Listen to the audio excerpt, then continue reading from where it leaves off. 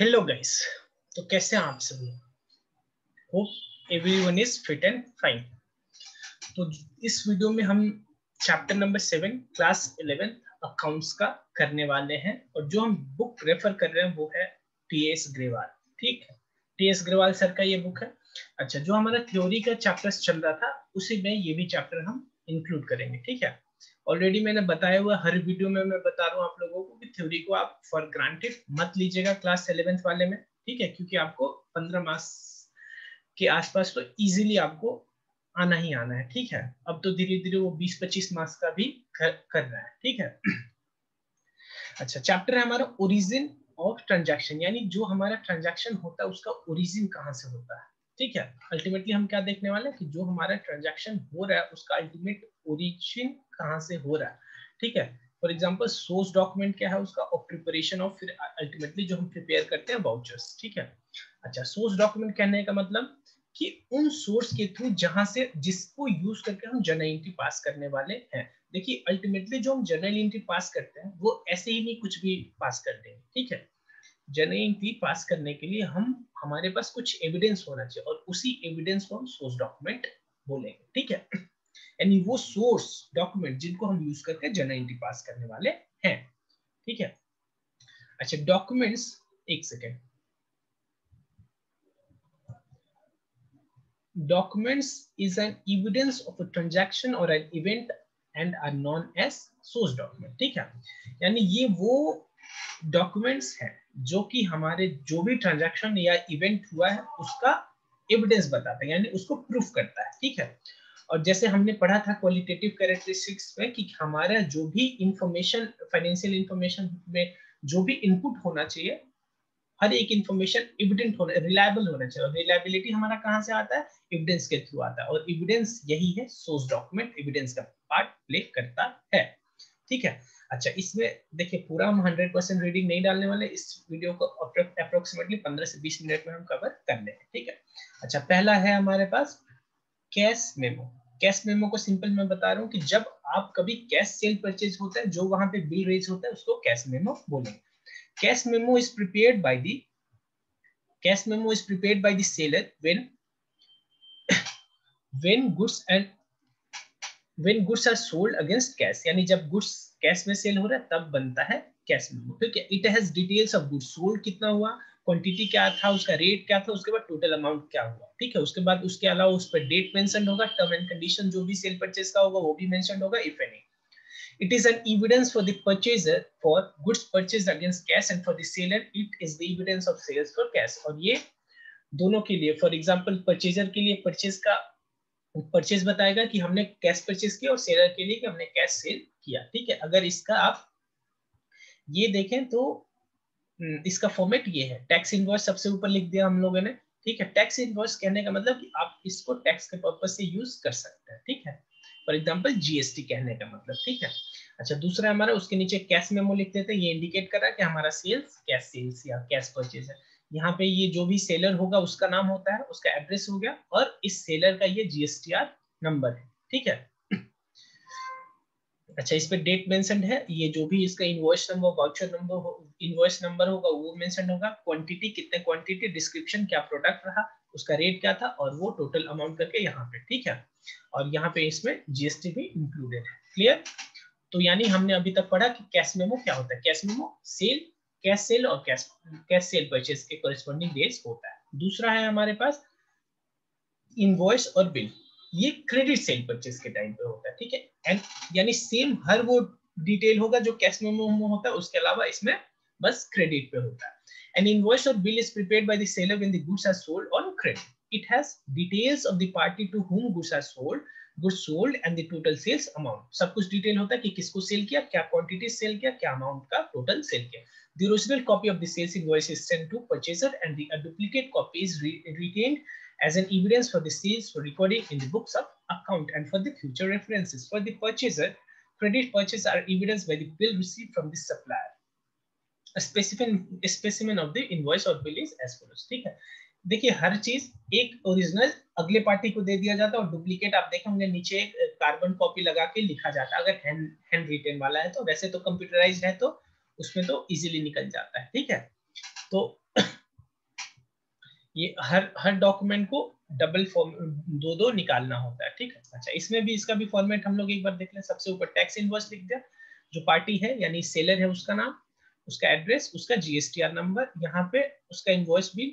अच्छा, अब यहाँ पे आपको पार्टी का नाम मेंशन कंपलसरी है, क्योंकि यहाँ पे हमारा सेल कौन सा हो रहा है, क्रेडिट पे सेल हो रहा है, ठीक है। तो ये पता होना चाहिए किससे मुझे पैसा लेना है। अच्छा, यहाँ पे डेट है, यहाँ पे उसका एड्रेस होगा, और यहाँ पे उस बंदे का यानी जिसको हम सेल कर रहे हैं उसका जीएसटी नंबर है।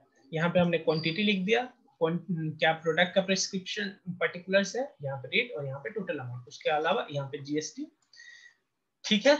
अगला हमारा रिसीट। अब इस क्रेडिट सेल के कॉरेस्पॉन्डिंग मुझे पैसा भी मिलेगा। तो जब वो पैसा मिलेगा तो जो हम उस टाइम उसको डॉक्यूमेंट देंगे उसको हम रिसीट बोलते हैं, ठीक है। When cash or checks is received from the customer, a receipt for the amount received is issued. जब कैश रिसीव हो जाता है इस क्रेडिट सेल के कॉरेस्पॉन्डिंग, तो हम उसको रिसीट इशू कर देते हैं। The receipt is prepared in duplicate. सब कुछ डुप्लीकेट में होगा। The original copy is given to the party. Original party को दे दिया जाएगा, डुप्लीकेट अपने रिकॉर्ड में मेंटेन करने के लिए रख लिया जाएगा, रिकॉर्ड मेंटेन करने के लिए, ठीक है। It has details of the date, amount, name of the party and the nature of payment, ठीक है। सब कुछ मेंशन होगा उस पर। अच्छा, इसका क्या फॉर्मेट है?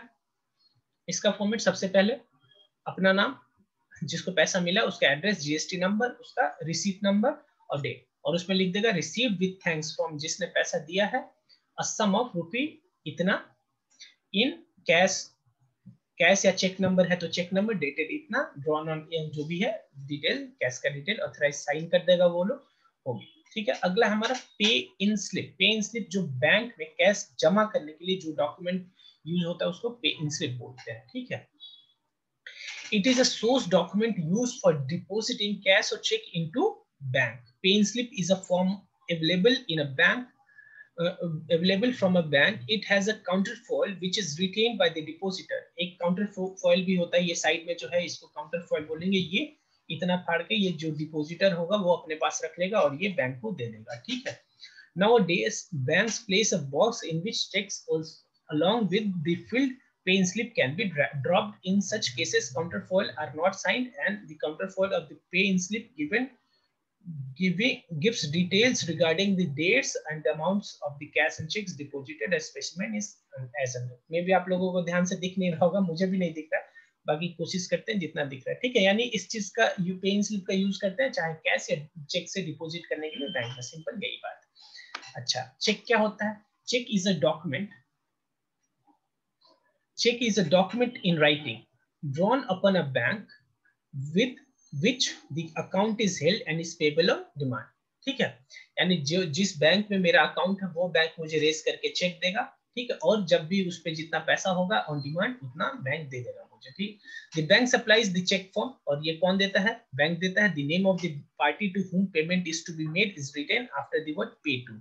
अच्छा, साथ ही में मैं दिखाता हूँ इसका फॉर्मेट क्या है, ठीक है। ये है हमारा, नीचे फॉर्मेट भी है यहाँ पे, ठीक है। यहाँ पे लिखा होता है, यहाँ पे लिखा होता है पे टू, और यहाँ पे नाम लिख देते हैं जिसका भी नाम, मान लीजिए राम है, राम को पे करना है तो पे टू राम, और सम ऑफ रुपीज वर्ड्स में यहाँ पे लिख दिया जाता है, फिर नंबर में रुपी यहाँ पे लिख दिया जाएगा, और यहाँ पे उस पार्टी का अकाउंट नंबर होता है, यानी जिसका ये अकाउंट है, ठीक है, जो पेमेंट कर रहा है, ठीक है, वो अपना यहाँ पे साइन कर देगा, और यहाँ पे डेट मेंशन होता है, ठीक है। तो यही बात ये लोग वर्ड्स में समझा रहे हैं कि पे टू में उसका नाम लिख देंगे जिसको पेमेंट करना है, then the amount is written both in words and figure, उसके बाद अमाउंट लिखते हैं हम वर्ड्स और फिगर में। A cheque is dated, date कर देते हैं, साइन कर देते हैं।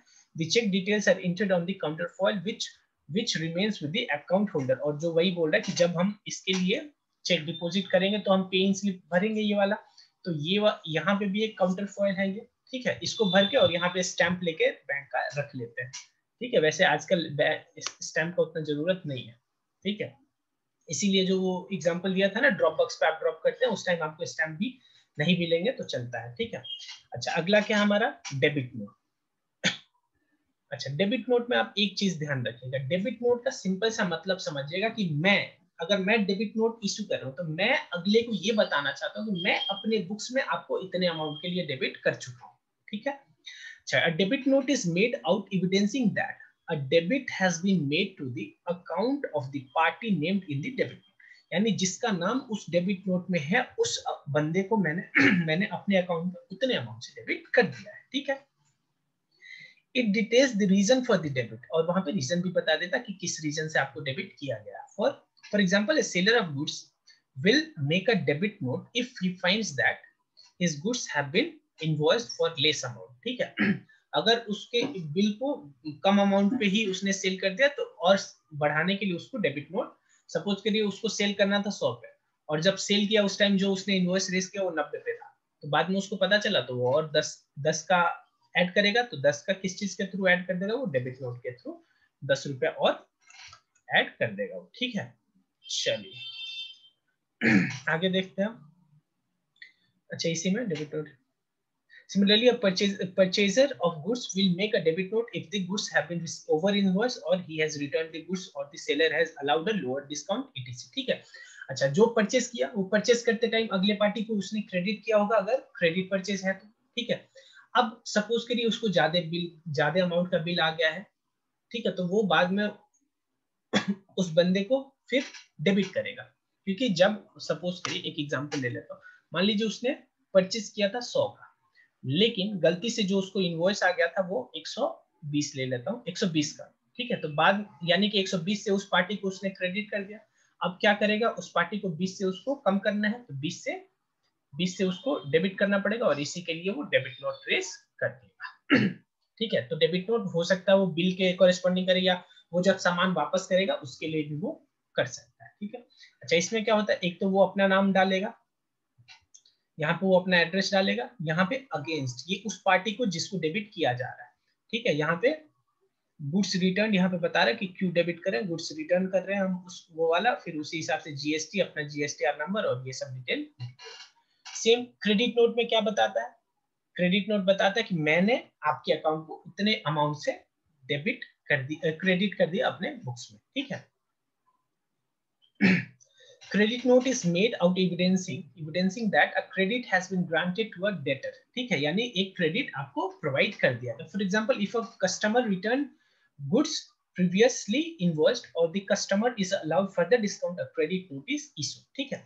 सपोज करिए मैंने एक गुड्स सेल किया था उसको 100 पे, यानी कि वो अभी मेरा 100 से डेबिट हुआ होगा। अब बाद में मैंने ये डिसाइड किया कि उसको डिस्काउंट देना है 10, तो उसको क्रेडिट करना पड़ेगा, तो वहां पे 10 का क्रेडिट नोट इशू कर दूंगा, अल्टीमेटली उसका बैलेंस 90 डेबिट आ जाएगा, ठीक है। आगे मैं नहीं पढ़ रहा हूँ, बाकी इसका स्पेसिमेन है, क्या है स्पेसिमेन इसका, यहाँ पे वो अपना नाम डालेगा, जो पार्टी क्रेडिट नोट रेज कर रहा है, जिसके लिए रेज हो रहा है वो उसका नाम यहाँ पे आएगा, डिटेल होगा कि क्यों आपको रेज किया जा रही है यहाँ पे, बाकी और डिटेल होगा कि कितना अमाउंट कहाँ से उसका कैसे कैसे कैलकुलेशन आया है, ठीक है। ये हो गया हमारा पूरा एविडेंसेस। अच्छा, इसके अलावा हमारे पास है एक टॉपिक वाउचर्स का। इस चीज का, वाउचर्स का।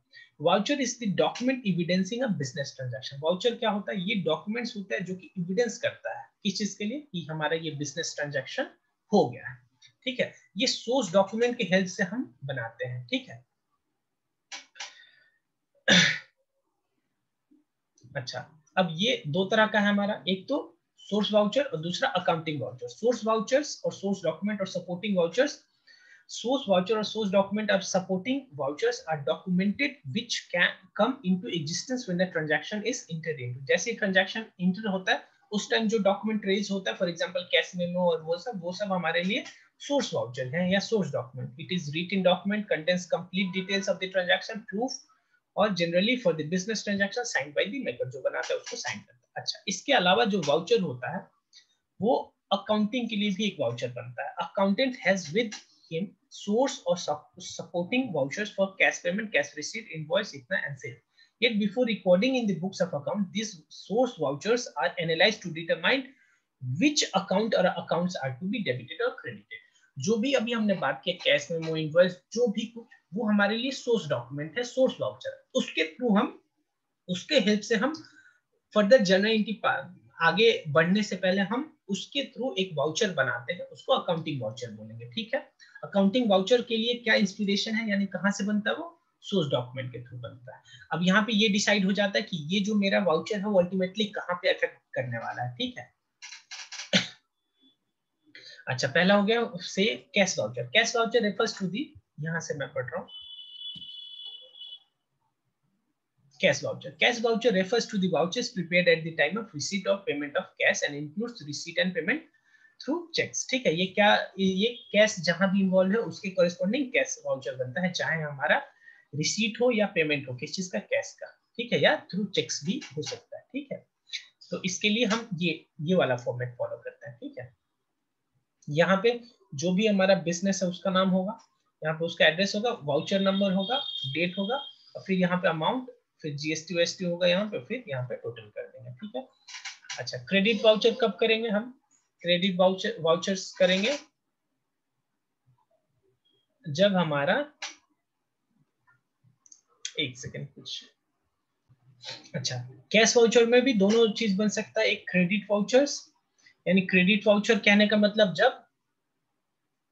जब मुझे कैश रिसीव हो रहा है, क्योंकि जब मुझे कैश रिसीव होगा तो मैं अगले पार्टी को क्या करूंगा, फिर क्रेडिट करूंगा, तो उस टाइम कैश रिसीव होने टाइम मैं क्रेडिट वाउचर यूज करता हूँ, और जब मैं कैश पे करता हूँ तो अगले पार्टी को मैं डेबिट करूंगा, और उस केस में मैं डेबिट वाउचर रेज करूंगा। इससे ज्यादा आपको क्वेश्चन नहीं आएगा। मेनली जो क्वेश्चन आ भी सकता है, पहला तो बहुत ही कम इंपॉर्टेंट चैप्टर है ये थ्योरी में, ठीक है, और उसमें भी इस चैप्टर में ये वाला पोर्शन कम आएगा, ज्यादा चांस सोर्स डॉक्यूमेंट्स का ही है, ठीक है। अच्छा, अगला नॉन कैश वाउचर्स और ट्रांसफर्स।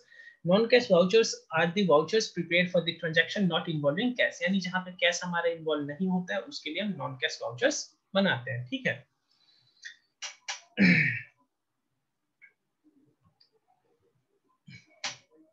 तो ये है हमारा चैप्टर, और बाकी आप इसमें ट्राई करिएगा। अगर कोई आपका क्वेश्चन, यहाँ पे सीधे फॉर्मेट बेस्ड है, फॉर्मेट देखिए और क्वेश्चन बनाइए, ठीक है। यहाँ पे क्वेश्चन जो आएगा कुछ कंडीशंस दे देगा और आपको बोलेगा उस हिसाब से आप जो भी, चाहे उसमें कैश मेमो बने, बिल बने, डेबिट नोट, क्रेडिट नोट, जो कुछ बनेगा उस हिसाब से उसका फॉर्मेट बना के सॉल्व करिए, ठीक है। अगर आया तो आपको 3 से 4 मार्क्स का आएगा, और सारे बच्चों का छूट जाता है कि मैक्सिमम बच्चे ये चैप्टर छोड़ के जाते हैं, ठीक है। बाकी आप क्वेश्चन ट्राई करिएगा, अगर कोई डाउट हो तो आप मेरे से कमेंट सेक्शन में पूछ लीजिएगा, ठीक है। और इसके साथ और भी जो मेरे वीडियोस हैं थ्योरी से रिलेटेड, उनको भी आप बढ़िया से कर लीजिएगा, ठीक है, मार्क्स अच्छा लाने के लिए। तो वीडियो देखने के लिए आप सभी का बहुत बहुत धन्यवाद, और वीडियो पसंद आया हो तो लाइक कर लीजिएगा, और चैनल को भी सब्सक्राइब कर लीजिएगा फर्दर अपडेट्स के लिए, ठीक है। फिर bye, thank you very much, bye.